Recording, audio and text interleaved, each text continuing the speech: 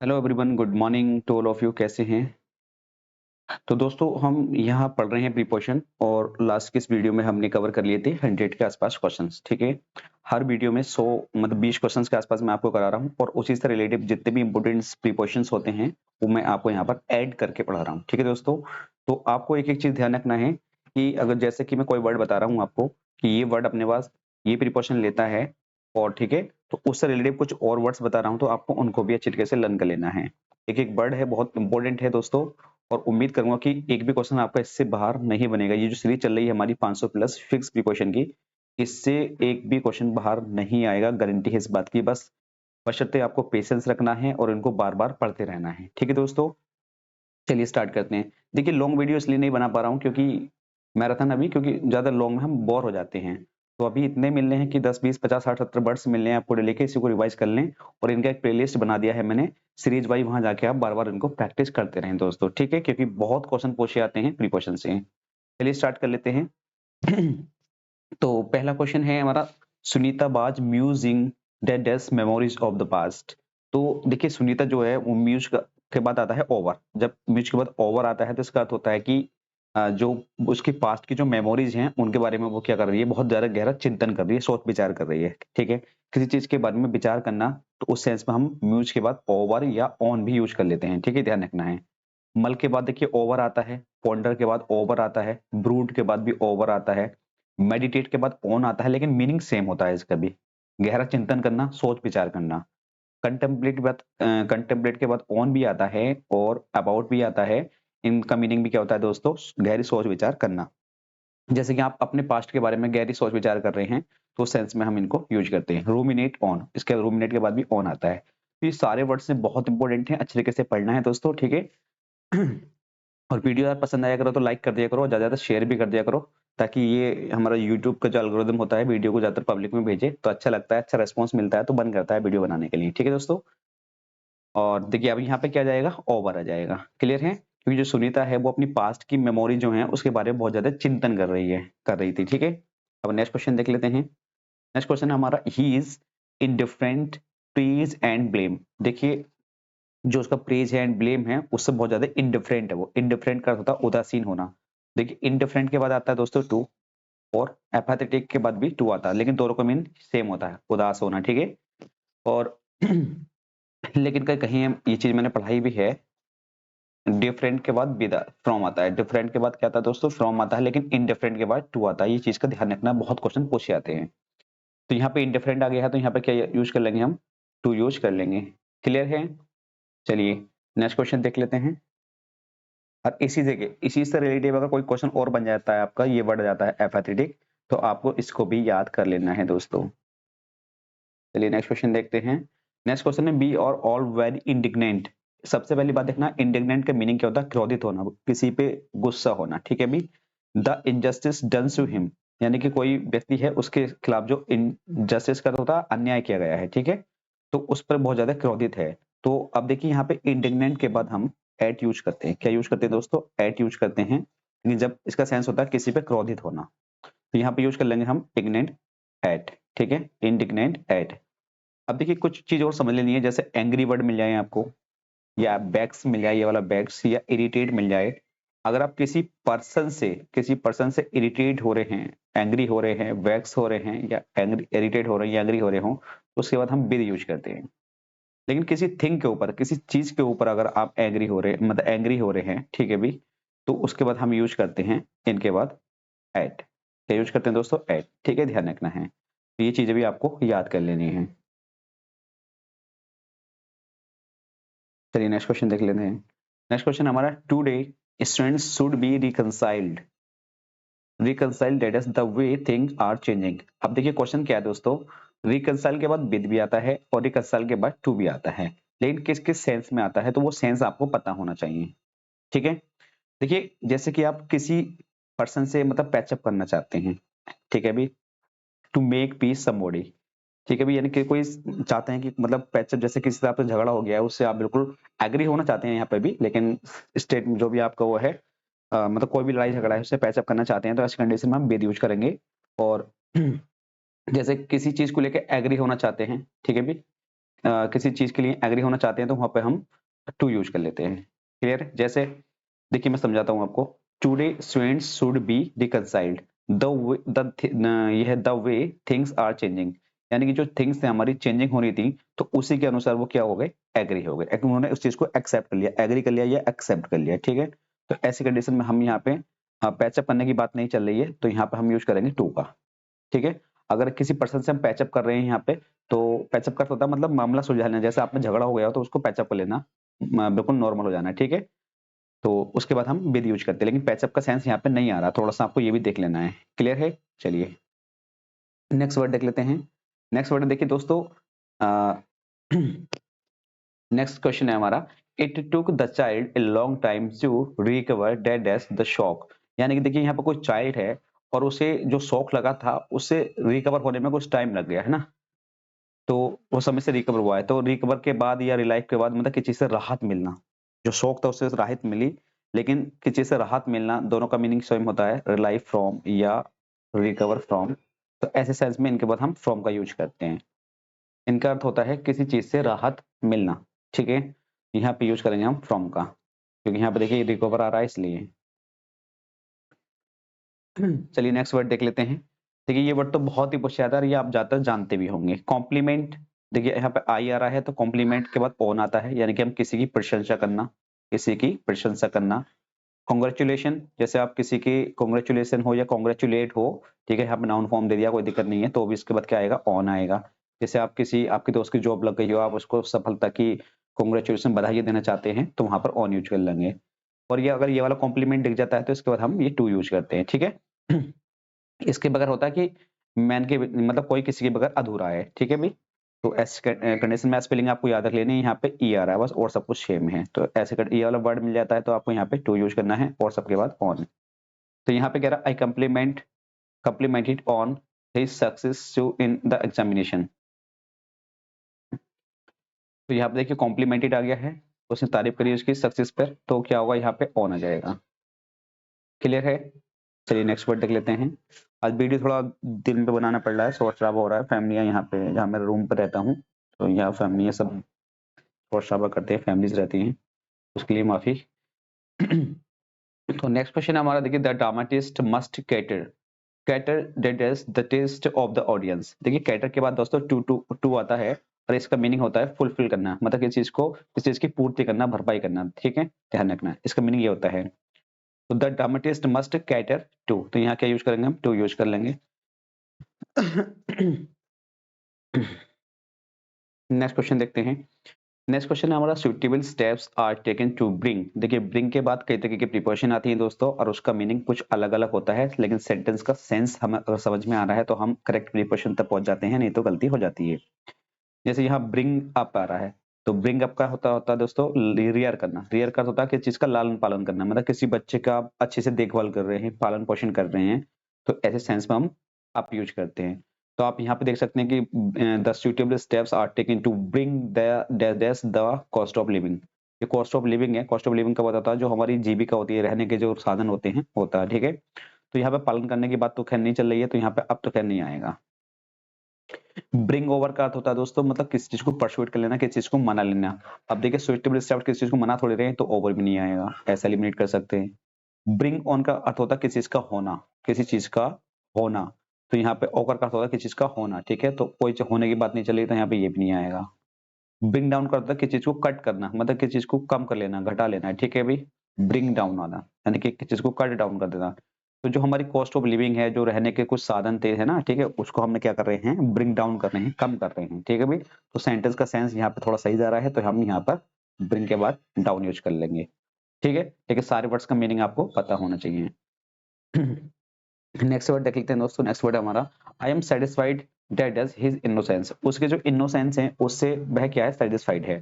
तो सेटिस्फाइड हो या प्लीज हो, दोनों के बाद विद आता है, यानी कि किसी से खुश होना, ये सेंस आएगा, किसी के साथ खुश होना। ठीक है, और सेटिस्फाइड किसी के साथ क्या हो जाना, संतुष्ट होना, मतलब खुश होना, दोनों का सेंस सेम ही आएगा वैसे, सेटिस्फाइड हो जाना। तो इसके बाद हम दोनों के बाद हम विद यूज करते हैं। और नेक्स्ट क्वेश्चन देख लेते हैं। नेक्स्ट क्वेश्चन है हमारा, I absolutely refuse to put that dress with that is sort of conduct. देखिए दोस्तों, एक फ्रेज होती है हमारी पुट अप विद, ये है वैसे यहाँ पर पुट अप विद, इसका होता है सहन करना, किसी चीज को टॉलरेट करना, सहन कर लेना। उसने देखिए आई एब्सोल्युटली रिफ्यूज कर दिया था, मना कर दिया था कि मैं बिल्कुल भी सहन नहीं करूंगा, क्या दैट सॉर्ट ऑफ कंडक्ट, उस सॉर्ट ऑफ कंडक्ट को बिल्कुल भी बर्दाश्त नहीं करूंगा। तो यहाँ पे देखिए वैसे फ्रेज दिख रहा है, पुट है यहाँ पे विद है, तो बीच में अप ही आना चाहिए था, या पे इस तरीके से भी आप जा सकते थे, ठीक है, यहाँ पे आ जाएगा आप। लेकिन कुछ अलग इंपोर्टेंट प्रीपोजिशन जो पुट से रिलेटेड है वो मैंने लिखी है यहाँ। जैसे पुट है, पुट के बाद अगर दोस्तों अप आता है तो इसका अर्थ होता है कहीं रुकना, कहीं ठहरना, या किसी चीज को फिक्स कर लेना, ठीक है, ये ध्यान रखना है। पुट के बाद जब ऑन आता है तो इसके तीन अर्थ होते हैं, किसी चीज को गेन कर लेना, किसी चीज को प्राप्त कर लेना, बियर करना, कपड़े पहनना, ठीक है भी, रिटेन किसी चीज को धोखा देना किसी चीज का, पुट ऑन कहलाता है, ठीक है। पोस्ट, ये बहुत पूछा था, पुट ऑफ, पुट ऑफ का होता है पोस्टपोन करना। जैसे आपका एग्जाम में अभी पोस्टपोन किया जा रहा है डेली, है ना, कि इतने समय 2022 का फॉर्म निकला हुआ टीजीटी पीजीटी का, तो उसको बहुत ज्यादा डिले कर रही है सरकार, तो उसे कहते हैं पुट ऑफ करना, पोस्टपोन करना। पुट आउट का होता है दोस्तों बुझाना। जैसे कि आपके घर में एक लैंप या कोई कैंडल्स जल रही है तो आप उसको बुझा देते हैं फूंक मार के, तो उसके साथ सेंस में यूज करते हैं एक्सटिंग्विश, इसका अर्थ भी क्या होता है बुझा देना। और इसका अर्थ ये भी होता है पुट आउट का सैड होना। पुट आउट का क्या होता है सैड होना, बहुत ज्यादा आज तुम बहुत सैड लग रहे हो, ठीक है, तो हम ये भी यूज कर लेते हैं। बियर विद है तो ये फ्रेज भी आपको याद कर लेनी है, बियर विद के बाद भी इसका बियर के बाद भी विद आता है तो इसका मीनिंग क्या होता है सहन करना, टॉलरेट करना, ठीक है, किसी चीज को सहन कर लेना। तो ये भी आपको याद कर लेना है दोस्तों, ठीक है। सारे वर्ड्स इंपोर्टेंट है, एक एक वर्ड्स आपको अच्छे तरीके से प्रैक्टिस कर लेनी है। नेक्स्ट देखते हैं, we will have to atone our misdeeds, यानी कि जो हम मिसडीड्स हुई हैं, हमारी गलतियां हुई हैं, ठीक है, कहीं ना कहीं, तो उसके पीछे मतलब उसको लेके क्या क्षतिपूर्ति करना की चीज की, मतलब मुआवजा देने के प्रकार का, ऐसे कहते हैं, ठीक है, अटोन फॉर। तो we will have to atone for our mistakes, जो हमारे मिसटेक्स हैं हम उसका क्या करेंगे प्रायश्चित कर लेंगे या क्षति मुआवजा कर लेंगे, ठीक है भाई। तो यहाँ पे अटोन के बाद फॉर आता है, अटोन के बाद क्या आता है फॉर, देखिए ये आएगा फॉर, किसी चीज का प्रायश्चित कर लेना, किसी चीज की क्षतिपूर्ति करना, ठीक है, रिमोर्स फॉर, किसी चीज का अफसोस करना, कंट्राइट फॉर, कंपेंसेट फॉर, या पे फॉर, ठीक है भाई। मुझसे कोई नुकसान हो गया, कोई गलती हो गई, उसके लिए मैं पे फॉर कर सकता हूँ, पे कर सकता हूँ, या क्षतिपूर्ति दे सकता हूँ चीज की। इस सेंस में हम इन वर्ड्स का यूज कर लेते हैं, सारे वर्ड्स का सेम मीनिंग निकलेगा, ठीक है, ध्यान रखना है। तो यहाँ पे अटोन आ गया तो आपके एग्जाम में कोई और रिलेटिव वर्ड्स भी, मतलब इनमें से और कोई से वर्ड्स भी देखने के लिए मिल सकता है, ठीक है भाई। चलिए नेक्स्ट क्वेश्चन देख लेते हैं। नेक्स्ट क्वेश्चन है the climate is not conducive that is good health, यानी कि जो क्लाइमेट है वो गुड हेल्थ के लिए यहाँ पे अच्छी नहीं थी, ठीक है। तो कंड्यूसिव के मतलब होता है किस चीज के अनुकूल हो जाना, मतलब एडजस्ट हो जाना या अनुकूल हो जाना। तो कंड्यूसिव के बाद आता है टू, ठीक है, ध्यान रखना, कंड्यूसिव के बाद क्या आता है दोस्तों टू आता है, और बेनिफिशियल के बाद भी टू आता है, लुक्रेटिव के बाद भी टू आता है, और प्रॉफिटेबल के बाद भी टू आता है। तो इसका अर्थ होता है कि किस चीज के जैसे एडजस्ट कर लेना किस चीज को, या अकोमोडेट हो जाना, अकोमोडेट का अर्थ होता है किस चीज के मतलब क्या बोलते हैं उसको हम, एडजस्ट कर लेना या किसी के अनुकूल हो जाना, ठीक है। अब जैसे कि आप किसी क्या बोलते हैं उसको हम क्लाइमेट में गए कहीं भी, कैसे क्लाइमेट या कैसे वो मान लीजिए क्या बोलते हैं हम उसको टेम्परेचर मान लीजिए किसी भी प्रकार का, तो जैसे माहौल में रहोगे वैसा आपको होना भी पड़ता है, ये वाला सेंस यहाँ पे निकल रहा है। तो जैसे यहाँ पर अच्छी क्लाइमेट थी लेकिन वो फिर भी नहीं हो पाया, यहाँ पे जस्ट अपोजिट दिखा दिया है कि द क्लाइमेट इज नॉट कंडूसिव, जो क्लाइमेट थी वो उसकी हेल्थ के लिए अच्छी नहीं थी, हालांकि उसने ये बोला है, ठीक है। तो ऐसे सेंस में हम यहाँ पे क्या यूज करेंगे टू यूज करेंगे, conducive to good health. Next word देखते हैं डिजायर। देखिए जैसे कोई वर्ड है, जैसे बहुत सारे वर्ड्स होते हैं, तो जैसे वर्ड्स का किसी का पार्ट्स ऑफ स्पीच अगर हम चेंज कर रहे हैं तो उसके अनुसार प्रीपोजिशन भी चेंज हो जाता है, ठीक है, ध्यान रखना है इस चीज का।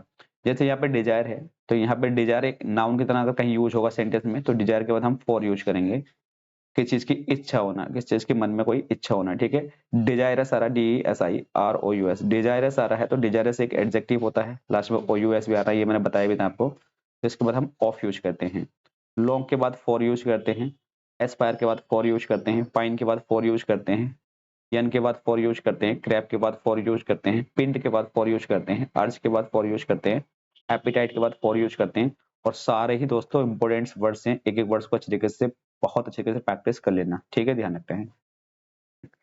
तो यहाँ पे डिजायर एज ए नाउन की तरह यूज हो रहा है तो यहाँ पे यूज करेंगे हम फॉर का, ठीक है भाई, डिजायर फॉर, ये आएगा फॉर, ठीक है भाई। सारे वर्ड्स आपको याद कर लेना, किस चीज की इच्छा होना मन में, इन सब का मीनिंग यही निकलेगा। नेक्स्ट वर्ड देख लेते हैं। नेक्स्ट वर्ड हमारा the bride settled very well in the new environment. देखिए जो न्यू एनवायरनमेंट है उसमें क्या हो गया, वो जो ब्राइड है वो सेटल डाउन हो गया, सेटल डाउन हो जाना कहीं, ठीक है, एडजस्ट कर लेना किसी चीज को, इसका अर्थ होता है किसी चीज को एडजस्ट कर लेना, ठीक है भी, यहाँ पे डाउन आ जाएगा। जैसे कि आप कहीं जाते हैं न्यू एनवायरनमेंट में, मतलब न्यू एनवायरनमेंट में अगर आप जाते हैं तो एकदम आपका मन नहीं लगता है, लेकिन कहीं कहीं किसी का एकदम मन लग जाता है वहां पे, तो उससे बोलते हैं एडजस्ट कर लेना, ठीक है, सेटल डाउन हो जाना वहां पे। आर यू रियली डिजायरस, देखिए यहाँ पे डिजायरस है, तो यहाँ पे डिजायरस के बाद क्या जाएगा, ऑफ आ जाएगा दोस्तों, ठीक है, इस चीज का ध्यान रखना है। नेक्स्ट वर्ड देख लेते हैं। ये क्वेश्चन मैंने लास्ट वीडियो में भी करा दिया है वैसे, लेकिन चलो प्रैक्टिस के लिए एक बार और समझ लो। Pour the juice the glass, देखिए अगर कोई ग्लास, मैंने आपको बताया था कि अगर ये कोई पॉट है इसमें ऑलरेडी जूस है तो ऐसी कंडीशन में हम इनका यूज करते हैं, लेकिन दूसरे पॉट, एक और पॉट है इसमें से इसमें को इसको पॉर कर रहे हो या इसमें से इसमें को पॉर कर रहे हो तो हम यहाँ पे इनटू का यूज करते हैं। तो यहाँ पे कह रहा है पोर, पोर का मतलब होता है पलटना, ठीक है भी, द जूस इस वाले ग्लास में पलट दो, ठीक है भी, इनटू, यहाँ पे क्या यूज कर लेंगे हम, इनटू यूज कर लेंगे। लेकिन जैसे यहाँ पे सेंटेंस में कह रहा है कि the juice is in the glass, यानी कि जो जूस है वो ग्लास में ऑलरेडी है, मतलब है इसमें, ठीक है, पलट नहीं रहा है कहीं भी, तो सेंस में हम इन का यूज करेंगे। लेकिन यहाँ पे देखिए पोर कर रहा है, पोर कर रहा था पलटना, जूस को पलट रहा है कहाँ पर, इनटू द ग्लास, ग्लास में। तो जैसे मूविंग का सेंस हो रहा है, जब मूविंग का सेंस हो रहा था, सेंस में हम क्या यूज करते हैं, इनटू का यूज करते हैं। I hope you understand. तो यहाँ पे क्या आंसर आ जाएगा इसका, इनटू आ जाएगा। 117 क्वेश्चन देख लें। The tribes lived dress customs different from anything the English had, देखिए द इंग्लिश आ रहा ना, तो ये पूरी उस इंग्लिश जाति जो होती है पूरी, उसको जो अंग्रेज होते हैं उनको डिनोट करता है, ठीक है, किसी भी लैंग्वेज से पहले अगर आर्टिकल दा लगा लेते हैं हम तो उसका मीनिंग निकलता है, लेकिन वो पूरी जाति को डिनोट करता है। ठीक दोस्तों, यहाँ पे लिव आया है, तो लिव के बाद जब ऑन आता है तो आप किसी फूड को खाकर जिंदा रहना, ठीक है, ध्यान रखना है। लेकिन लिव के बाद जब बाई आता है तो आप किसी थिंग्स, कस्टम्स या आपके जो प्रिंसिपल्स हैं, रीति रिवाज हैं, ठीक है, सिद्धांत हैं, या कोई ऐसी थिंग जो उसके ऊपर आप जिंदा रहते, जीवित रहते हैं, ऐसे हम उसका यूज करते हैं। तो यहाँ पे देखिए सेंटेंस में समझ भी रहोगे, जो ट्राइब्स है, लिव, कस्टम्स हैं उसके जो different from anything the English, English से जो डिफरेंट है, ठीक है, तो उसके प्रति यहाँ पे जिंदा है। तो यहाँ पे ऐसा नहीं कुछ खाने पीने वाली बात चली कि खा पी के जिंदा है, तो ऐसी बात नहीं चली, तो यहाँ पे ऑन यूज नहीं करेंगे हम, तो यहाँ पे यूज कर लेंगे हम बाई का, तो बाई इसमें आ रहा है।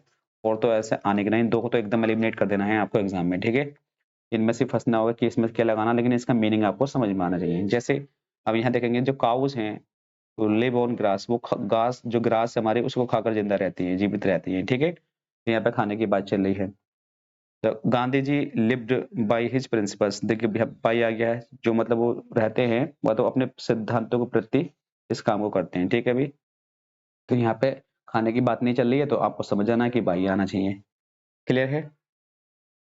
The child did not approve the father's plan, देखिए दोस्तों अप्रूव, अगर अप्रूव करता किसी को स्वीकार कर लेना, लेकिन जब आप अप्रूव कर रहे हैं तो किसी पर्सन के द्वारा, ठीक है भाई, किसी पर्सन से अप्रूव हो रहे हैं तो अप्रूव के बाद बाय यूज करते हैं। लेकिन जब हम किसी थिंग की बात करेंगे तो हम यहाँ पर अप्रूव के बाद ऑफ यूज करते हैं, लेकिन डिसअप्रूव के बाद ऑफ आता है, ये भी ध्यान रखना है, एक नया वर्ड है। तो अब यहाँ ये देखना, देखिए कि the child did not approve the father's plan, father की बात नहीं चल रही, फादर के प्लान की बात चल रही है, ठीक है, उसको अप्रूव नहीं किया उसने, तो यहाँ पर ऑफ जाएगा, क्या आएगा यहाँ पर दोस्तों, ऑफ आएगा। क्लियर है। नेक्स्ट क्वेश्चन देख लेते हैं। नेक्स्ट क्वेश्चन है हमारा, विवान डेस्ट हर द डेंजर, चेतावनी देना, वार्न का होता है चेतावनी देना। देखिए जब बान ऑफ, बान के बाद ऑफ जब आता है, जब हम किसी खतरे के प्रति चेतावनी दे रहे हैं आपको, यहाँ पे खतरा होने वाला है यहाँ पे, तो उसको चेतावनी दी जा रही है, तो हम यहाँ पे यूज करेंगे बान के बाद ऑफ का। और वार्न के बाद देखिए अगेंस्ट भी यूज करते हैं, लेकिन हम जैसे किसी पर्सन की वीकनेस हो, कमजोरी हो, कोई मिस्टेक्स हो, कोई गलती हो, है ना, उसके प्रति हम अगर उसको वार्न करना चाहते हैं कि भाई I want you against the spelling of the English या वोकैबुलरी या कुछ भी, मतलब व्हाटएवर जो भी हो, ठीक है, किसी के प्रति भी आप उसको वार्न करना चाहते हैं तो ऐसे सेंस में हम अगेंस्ट यूज कर लेते हैं वार्न के बाद। लेकिन खतरे की बात आएगी तो डायरेक्ट आपको ऑफ लगाना है, यहाँ पे डेंजर लिख भी रहा है तो आप क्या लगा देंगे, ऑफ लगा देंगे।